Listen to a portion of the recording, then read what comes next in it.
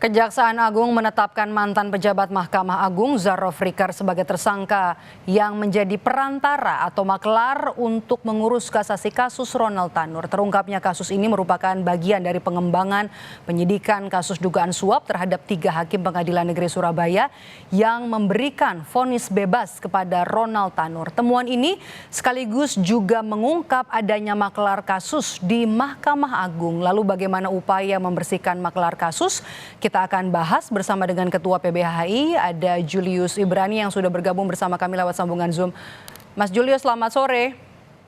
Selamat sore, terima kasih. Mas Julius, kalau kita lihat kan penyidik menemukan tumpukan uang Zarroh Fricker ini angkanya banyak sekali ya, 920 miliar, emas 51 kilogram yang kalau dikonversi hampir 1 triliun yang dikumpulkan dari 2012 sampai 2022, 10 tahun. Apakah maklar kasus di Mahkamah Agung ini sudah mengakar? Iya, pertama sebelum ke arah sana kita patut apresiasi tim Pitsus ya, Kejaksaan Agung. Ini sebuah prestasi luar biasa. Yang kedua, kita sekilas saja mendengar ceritanya, mendengar apa yang disampaikan oleh Bang Harli Siregar, Kapus Penkum, bahwa kasus ini bukan kasus yang sederhana. Ini masalah yang sistemik dan terstruktur. Jadi bagaimana person to person, jabatan kepada jabatan, lalu masuk kepada hakim, terindikasi, terkoordinasi juga dengan pengacara, dan lalu ujungnya adalah perkara. Jadi saya pikir ini kalau model-model kasus yang sudah terstruktur dan sistemik seperti ini bukanlah perkara 1-2 tahun. Ini pasti sudah puluhan tahun terjadi, dan sebetulnya kalau kita merujuk pada kasus-kasus yang melibatkan pejabat tinggi di Mahkamah Agung sebelumnya, sebut saja Sekretaris Mahkamah Agung Nur Hadi atau 3 hakim agung yang sebelumnya juga kena. Dan terakhir Hakim Agung Ghazal Basaleh yang diproses oleh KPK. Sebetulnya pola yang sama. Jadi tidak heran dengan angka yang luar biasa ini. Jadi Anda melihat ini polanya sama, bukan pola baru ya? Sama, bukan pola baru, sama, dan ujungnya adalah mereka hanya 1-2 perkara, dan tidak mungkin hanya 1-2 orang saja yang bermain terkait dengan perkara ini. Jadi saya dukung penuh, PBHI dukung penuh agar diusut sampai pada akar-akarnya. Jadi secara sederhana ada guyonan seperti ini.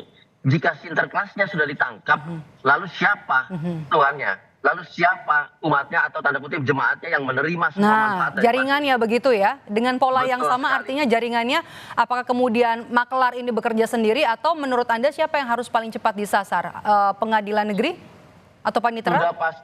Sudah pasti dari keseluruhan sistem ini, mulai dari pengadilan negeri, pengadilan tinggi sampai dengan Mahkamah Agung, mulai dari kepaniteraan, majelis hakim yang terlibat, bahkan urusan-urusan administrasi yang terlibat, pengetikan dan segala macam dokumen putusan perkara ini. Ini semua pasti terlibat dan semua tahu. Ini FYI saja, saya seorang praktisi yang sudah puluhan tahun bolak-balik ke pengadilan. Cerita-cerita seperti ini, nama-nama yang disebutkan seperti ini sudah puluhan tahun terdengar.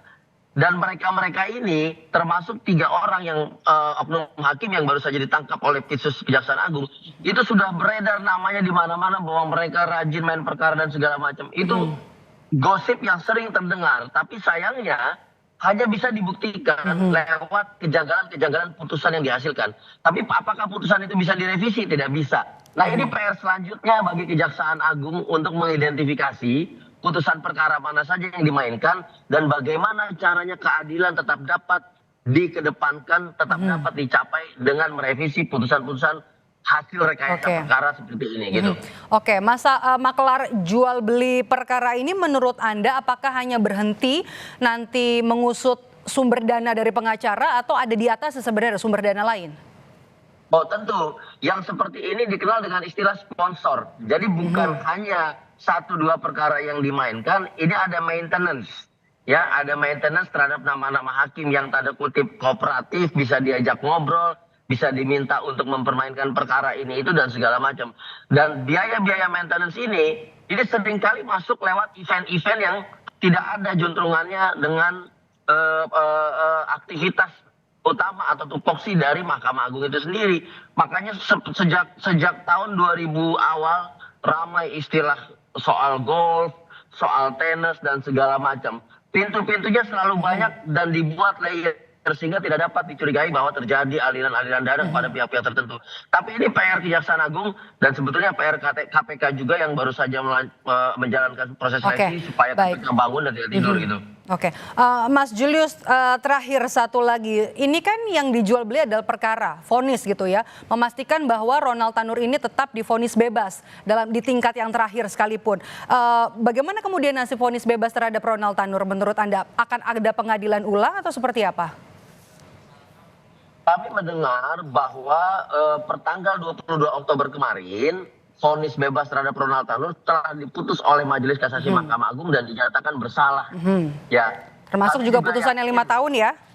Betul sekali. Kami juga yakin bahwa ini juga akibat dari gerakan-gerakan clandestine yang dilakukan oleh mungkin dari Jamintel Kejaksaan Agung, bekerja sama dengan Jampitsus dan segala macamnya, yang bisa mengungkap bahwa mereka ini sedang bergerak memberesi perkara. Karena tujuan utamanya sebetulnya adalah memberesi perkara. Dan ini kemudian bisa mengubah konstelasi majelis hakim untuk memutuskan perkara. Kan tujuannya seperti itu. Artinya apa? Artinya bisa dipengaruhi oleh penegakan hukum lewat pemberantasan korupsi. Tapi kita tunggu nanti lanjutannya seperti apa gitu. Demi keadilan bagi korban dan juga bersih-bersih lanjutan dari Kejaksaan Agung terhadap kasus jual beli perkara di Mahkamah Agung. Terima kasih Mas Julius Ibrani, Ketua PBHI sudah bergabung bersama kami di Kompas Petang hari ini.